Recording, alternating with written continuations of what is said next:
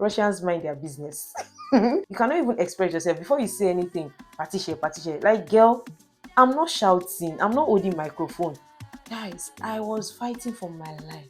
Eh, the pressure, the torture. I need you in the morning, but I need you now. Yeah, yeah. I find why. Hey guys, welcome back to my YouTube channel. My name is Peace Adiola Adegbero, and if this is your first time seeing me, welcome. If you're a returning subscriber, you guys know I love you so much. So guys, if you're yet to subscribe to my YouTube channel, please make sure you click on the subscribe button, give this video a thumbs up, and also turn on the post notification bell so that I can get an update whenever I upload a new video. Thank you. God bless you. Yeah, so guys, in today's video, I'm talking about my experience living in Russia and also living in UK as an international student. So I used to study in Russia for 3 years before I moved down to England. So I'll be filling you guys in on what life is like living in England and what it was like living in Russia. Starting with the education life, just like I told you, I was an international student in Russia and I'm still an international student in England. So back in Russia, students are actually put into small groups, yeah, in uni. It's actually like that across all universities in Russia. So students are put into small groups of 20 to 21 students, and this depends on the number of students going for that course. Yeah, but it's mostly max of like 21 students, and that's because they believe this helps students to learn better. Yeah, so when students are put into smaller groups, they get to have one-on-one interaction with the lecturers, and they could easily ask questions as well. Yeah, but in England, fine, we have groups as well, but 90% of the time we do not take our lectures in these groups. So we usually have seminars, and whenever we have seminars, all of the groups come together, and each group has like 30 to 40 students already. So imagine 30 to 40 students from different groups coming together. At the end of the day, the population of the students is usually around 300, 200, 400, depending on the attendance for that day. So it's not, if you ask me, it's not so conducive enough for learning because even the lecturers find it difficult at times to control the class. I mean, some can still deal with that, but it could be quite stressful because there's a large population of students to control. And imagine students at different ends of the lecture theater talking. How many students will the lecturer walk up to tell, oh, can you please keep your voice down or something like that? So that could be a bit of distractions for certain students. You know, some students actually can't learn under a noisy environment. They need everywhere to be quiet. I mean, fair enough for me, I'm indifferent to be sincere. Like either someone beside me is talking or not. I'm still going to do what I want to do because I'm just used to it, right? And I love the fact that I'm adjusting so well. It's live, nowhere is perfect. Every country has its ups and downs. Even where I'm coming from back home, it has a lot of wherever. So I mean, it is what it is. I'm just sharing my experience about it. Yeah, another thing I would love to share is the assessment method. Back in Russia, at the beginning of the semester, the lecturer would give you a brief, rundown of what the assessment is going to be like. So it's usually like maybe 70, 30, or 50, 50, depending on the lecturer or the course leader. For the actual assessment, which is the examinations, you will have assignments, tests, quiz, project work, presentation, whatever it is. So this could carry like 30% of the actual grade for that course, while the examination itself would be 70%, while it could be 50-50, depending on what the lecturer wants, right? And I think this is good in the sense that the assignments, project work, and stuff like that, the students get the opportunity to gather marks, right, before the actual examination. So that way, there's less tension on you trying to make up for your examination grades, if that makes sense. So apparently now, let's say you've been able to gather like 25% out of 30 for the assignments and project works. For your examinations, what you'll be trying to work towards is like 30%. Because in Russia, you need 55% to actually pass the module. Or actually, for my university in Russia, you need 55% to pass the course. Yeah, so that way, there's less tension on you. Fine, you need to study to get excellent grade, like of course, but there are certain cases, unforeseen circumstances that could influence your grades for the actual examination. So that actually helps the students to, get a very good grade at the end of the semester because you've been able to gather enough marks outside of the examination itself. Yeah, so for England or for my university, yeah, so for my uni in England, it's quite different. Yeah, so apparently any activity, assignment, quiz, test, e-learning you do outside of the examination itself does not count towards your grade for that course. I don't know if you guys get what I'm saying. So we have like quizzes we do online. We have, some, what do we call it? It has a name, I've forgotten. Just like quizzes, just e-learnings you do, it does not count towards your grade. So you actually get your grade from the actual examination itself. And guys, I don't know, I feel it's good and it's not good at the same time. Yeah, it's good in the sense that, let's say you've not been able to do your quizzes, or you've been busy throughout the semester, you've not really had much time to concentrate on schoolwork and stuff like that. You get to prepare for your examination and just write the exam and get whatever your mark is out of 100%. But for those that probably have been studying during the week, stuff like that, doing everything diligently, you're actually just doing it for like your own good, because you don't get any grade for that. There's no reward for it, basically. Yeah, so maybe the only reward for it is that you get to learn, but like there's no reward in terms of grades. So you have to work for your grades on the examination day. So it could either be exams, essay, whatever it is, it's 100%. So it is what it is. Another thing that I actually kind of found strange when I got to England was the lecturers taking different modules. Yeah, let me explain. So let's say, for example, now we have washing as a module.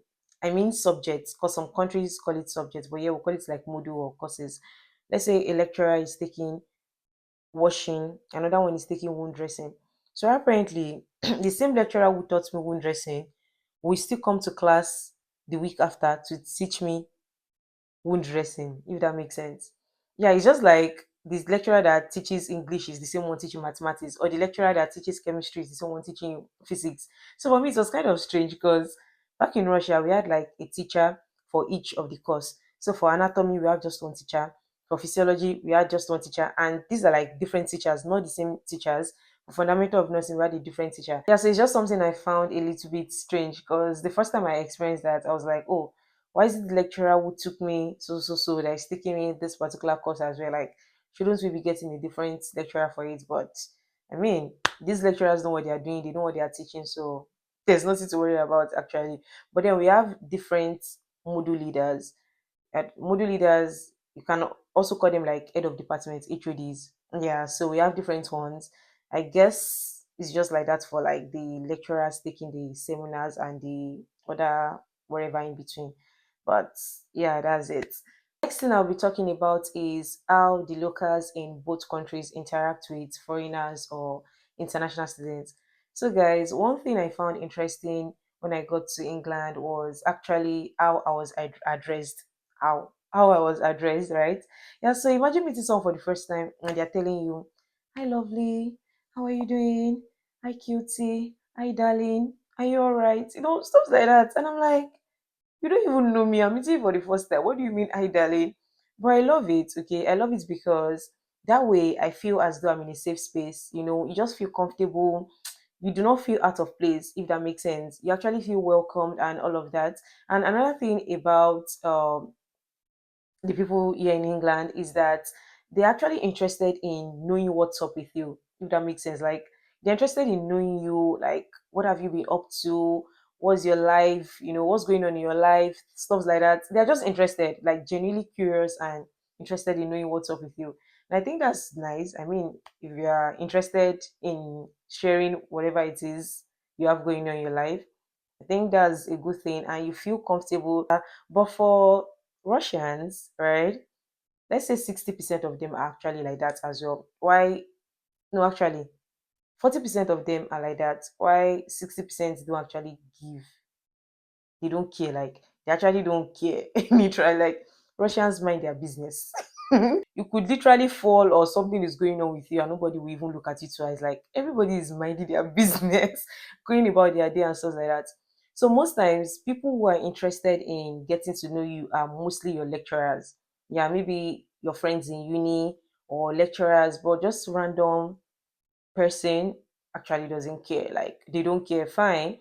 They will greet you, privet, zdravstvuyte, see you. Like, nobody cares what you've been up to, whatever it is that's going on in your life. Yeah, so that's something that is quite different about two countries, like what an opposite. Sorry. When I was in Russia, right, it was a thing for people or Russians to just tell you party share, party share, party share. patishe. Like patishe means like keep quiet, just like patishe, keep quiet, basically. Yeah, so at times it could be annoying. Fine, I get it. As Africans, or let me speak for myself. I don't want to generalize anybody's on whatever. Yeah, as Africans, our voice, okay, I'm speaking for myself. My voice can be loud at times, yeah, because I actually don't want to pull anyone into this. So let it be about me. Yeah, so like my voice can be loud at times, right? Just because of that's the way I am, which I understand. But at the same time, I'm not stupid enough not to know when I'm shouting and when I'm just speaking normally. You get what I'm saying? So apparently, I'm in class, okay, just having a normal conversation with my classmates, and someone turns to me saying, Patricia, like, keep quiet, keep quiet. So it could be annoying at times. Like, you cannot even express yourself before you say anything. Patricia, Patricia. Like, girl, I'm not shouting, I'm not holding microphone. It's not like I carry gramophone and I'm shouting. No, but like for you guys, it could be annoying. Like I'm not holding microphone screaming on top of my lungs or something. It's just normal conversation. It's actually annoying because when they do the same, nobody complains. And that's because we feel as though we are just meant to tolerate like each other. And that's how it's meant to be like. Tolerate me, I tolerate you. But any small thing, partition, like girl, be for real. These guys whisper in class because probably the lecturer is in class or something. But what they don't understand is that whispering is more disturbing than actually talking in low tones. Like just talking low tones, but whispering pierces the air. It's like that kind of thing. Like, do you get? But nobody complains about it or stuff like that. But when it gets to your turn, it's like they're just shutting you down. Just keep quiet, patishe, patishe. And it's so annoying when someone tells you patishe in public spaces. I'm like inside trade, partition. What do you mean partition? I mean it's a public space. So guys, there was a day I was coming back from somewhere with my friend. We used the train, we got into the train, so there was a babushka, like babushka, we call them grandmas, right? In the train as well. She was reading a novel or something like that. So there were two empty seats beside her. My friend and I sat down beside her and we're just talking, normal girls talk, just normal conversation, like, oh, this, and that. And I was like, Patricia, fine, I understand that you're reading, but firstly, you're in a public space. This is not library. If it were to be a library, I understand. Like, nobody who is saying will actually talk in the library because it's a quiet place. You're meant to be quiet, which is like that's just the way it's meant to be. But train and guys, do you know what's funny is that there was a guy at the other end of the train that was playing music. Those just like summer vibe now when it's summer and everyone is playing music, JBL playing music. Why did she not walk up to this guy and tell him Patricia? Like you get it just I don't know if you get what I mean. So at times it's like up and down, up and down, up and down. It could be so annoying, like very, very annoying. Someone just walking up to you and telling you keep quiet, unprovoked. It's not like you're shouting or screaming at the top of your voice or something. Like guys get. Yeah, then a quick one before I move on, still about how the people relate with foreigners. So when I was in Russia, and guys, I actually want to know what your thoughts are concerning what I'm about to say. And please, if you have a different opinion or view about this, drop your opinion or view or idea respectfully. Like you don't have to act otherwise. You get what I'm saying? Just be respectful, basically. Yeah, so when I was in Russia, I used to live in students' hostel, and we were six in an apartment. The other four were living off campus. I was my first year then. So there's this condiment, we call it iru in my native language, Yoruba land, right?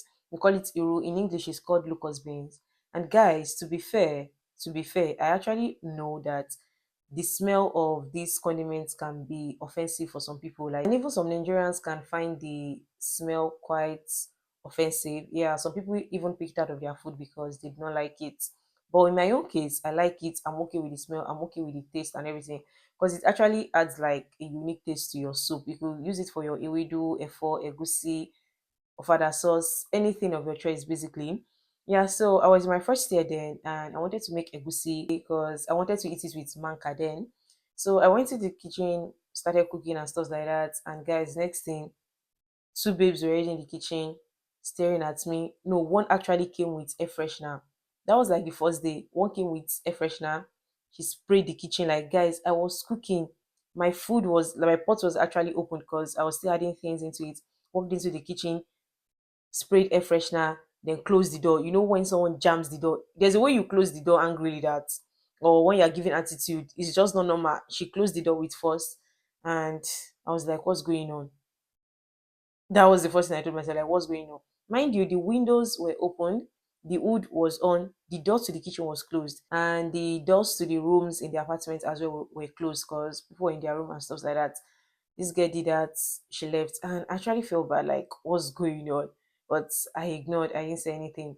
After a month, the same thing happened again.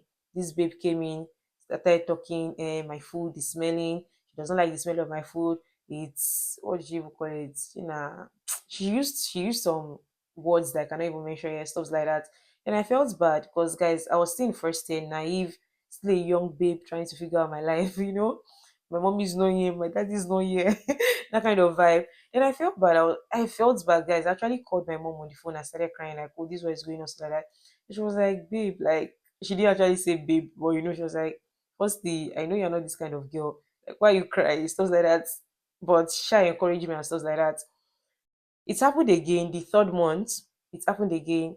Then they were like, they will report me to the commandant for cooking with Iru, stuff like that, the smell of my food and whatever. And I said, yeah, go ahead. That's literally what I said, go ahead. Because I was really frustrated and tired of the way I was being treated just because of my food. Like, what do you mean? I should feel bad for what I'm eating or what I feel like eating? Like, does it even make sense? Who are you to dictate what I should eat?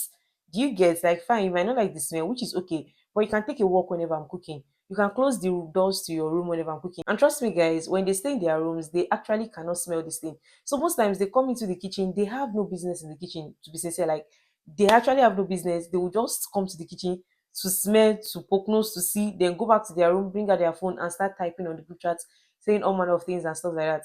So they went to the commandant, and the commandant told them that firstly it's an international university. You are not living alone, so you need to, like, and the name of the university is actually Dushbin and Rudolph, like friendship.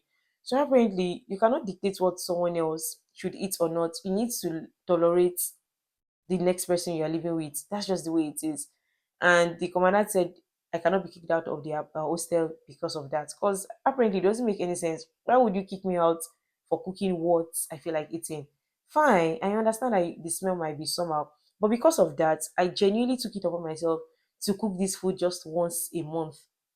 Is that not okay? I cook it once a month and store it in the fridge, just to make everywhere, just for peace to reign. And even when they have friends coming over, I do not cook this just because of them. They did not tell me not to, but I just use my initiative just to make everything okay and conducive for them. They're fine. I understand that the smell might be strange to them and stuff like that. But I mean, being addressed that way just because of what I feel like eating or what I'm cooking, I think that's actually very, very rude and it's just unfair. Yeah. They actually have foods that I do not like the aroma, but I will never walk up to them and make comments like, "Oh, your food smells, your food stinks," stuff like that, because it just doesn't make any sense. Like, it's same as giving unsolicited advice or compliments about someone else's body. Like, what's your business? Just mind your business. If you're not comfortable with it, you excuse yourself from the environment. So for me, I was tolerating them. Just because I did not complain doesn't mean I'm okay with what you are cooking or whatever as well. But that's just the way it's meant to be. Like, learn to tolerate people. If you cannot tolerate, excuse yourself or close the door to your room. So guys, I would love to know what your thoughts are concerning what I just said. Remember, be respectful with your comments. The next thing I'll be talking about is safety. So, guys, in Russia, whenever I go to food courts, if you don't know food courts, it's just like a floor, mostly like a place or a floor in restaurants mall where there are different fast food or restaurant stores there as well. So, for example, it's a white space in a hall or mall. Then you have like KFC, Dodo Pizza, Domino's, whatever it is, any fast food or store that you could think of there. Yeah, so whenever I go there, or even just normal walking restaurant, right, and I place my order for things, after placing my order, I go pick a seat, sit down there, start chatting, or if I'm with a friend, just talk with my friend or whatever. Then when my order is ready, I stand up to go pick up my order. So usually when I stand up, I leave my bag and my phone on the table on my seat, apparently, pick my order and go back to my seat. But guys, when I tried it in England, in this country, the first day I tried it, my friends were like, "Babe, what's going on? You should walk with your phone." I'm like, "But I'm still in the same space. I just want to pick my order." They were like, "Even though, because anyone could pick your phone, like anyone could just like take it." You get what I mean? So that was a bit new to me because in Russia, literally nobody will take your phone, nobody will take your anything. But you leave your bag somewhere and you still meet it there. Like even whenever I go to the market or on the street, I put my phone in my back pocket, your trousers pocket, put it there, save, nothing to worry about, no stress, nothing, nothing. You actually don't have to worry about someone picking your phone, taking your bag from you and stuff like that. But guys, when I tell you that I know someone personally in London whose phone was taken away from her hand, like when you're with your phone, then someone, I don't want to use the word steal, but you know what I'm saying? The phone is just like from your hand. I'm like, guys, what's going on here? And it's actually it's not just one case, two case or anything. If you go on social media, I think it's a thing around 2 to maybe a year or 2 years ago, there was a thing about wigs being like hair wigs being removed from ladies' hair in London as well. I'm like, what do you mean? You guys get what I'm saying? Like just going out and coming back home without your wig, without your hair, like it's strange to me, but it is what it is. And it's actually one of the reasons why I haven't gone to London yet. Because guys, I'm not ready to lose my phone. I'm really not ready. I'm not ready to lose my phone because getting a new phone is not cheap. But that's all I will say about that. Next on the list is the cultural tradition. So guys, in Russia, they actually do not take Christmas break. The way we have December 25th as Christmas Day, we celebrate it as Christmas Day. It's not like that in Russia. December 25th, you are either writing examination in school, or luckily for you, maybe you're done with your exams and you're trying to balance your life together. But most times, we are usually writing exams around that period. So we do not get Christmas break at all, any of those. We do not get break until the next year, which is January. I think we get like 10 days or 2 weeks break in January to celebrate New Year. And I think it's because Russia is like an Orthodox, I think that's what they use, Orthodox calendar. I'm sorry, I do not know much about that part of Christianity because I'm Pentecostal. Yeah, so I cannot say much about that. But apparently, they don't celebrate Christmas or also Good Friday, Easter. We do not get Easter breaks and stuff like that. Easter break, Good Friday, you are in school learning or maybe doing colloquium. Yeah, that's how it was for me. So for like 3 years, I never celebrated the 25th of December as the birth of Jesus and stuff like that. Christmas Day, all of that. So most times when my friends back home are having fun, or even my people eating chicken, eating nice meals, stuff like that, I'm in school fighting for my life. Yeah, but here in England, we get 2 weeks break for Christmas and 2 weeks break for Easter. And guys, I think that's just the best. Like so good. You get 2 weeks to reset your life and just prepare yourself for the other phase of the academic year. So that's another major difference between both countries. And also the language barrier, like guys, the peace of mind you get from not having to, think of what to say. Hey, Jesus. I don't know. It's just there's just this peace. I know I can confidently express myself. As I express myself with I can use every adjective in this world to express myself. Because I mean, it's English. It's like my native language, not my native language, but like my Nigeria's official language. So basically, it's my second language, if that makes sense. So I can easily express myself, say anything I want to say. For Ruski, guys, I was fighting for my life. The pressure, the torture, conjugate, padeshade, dva, three, chitiri, piat. Oh my God. Eh, no, it's not be play. No be like having to conjugate the things you want to say or more. It's not for the weak. So England is easier to live in for someone who speaks English compared to Russia because guys, Ruski is not for the weak. Like it's really not for the weak. But at the end of the day, both countries are good. They are both developed countries, and you just have to look at the pros and cons and go for the one that suits your criteria or whatever it is you're going for. That's just it. So guys, I've gotten to the end of this video, and I would love to say that living in Russia and also living in England is actually, it has been a great experience and also a great privilege for me. Was in Russia for 3 years. I enjoyed my stay. Like I absolutely enjoyed my stay. I had more positive experiences in Russia compared to the bad ones. The bad ones were just like maybe 2% out of 100%, right? So I actually had a great stay, and here in England as well, I'm doing so great, adjusting so well. Thanks to God. I I just believe that every country has its own ups and downs. Like for real, either it's developed country, developing, underdeveloped, there are things you will enjoy and there are things you might find a bit, difficult to adjust to. But at the end of the day, you just have to. That's life. Yeah, so that's just it, guys. I hope you enjoy watching this video and I hope to see you in my next one. If you are yet to subscribe to my YouTube channel, please make sure you click on the subscribe button, like this video, drop a comment, and share this video as well. Yeah, so that's it, guys. I love you so so much. Like, I love you guys so much. Peace, peace. Yeah, I know, need you in the morning.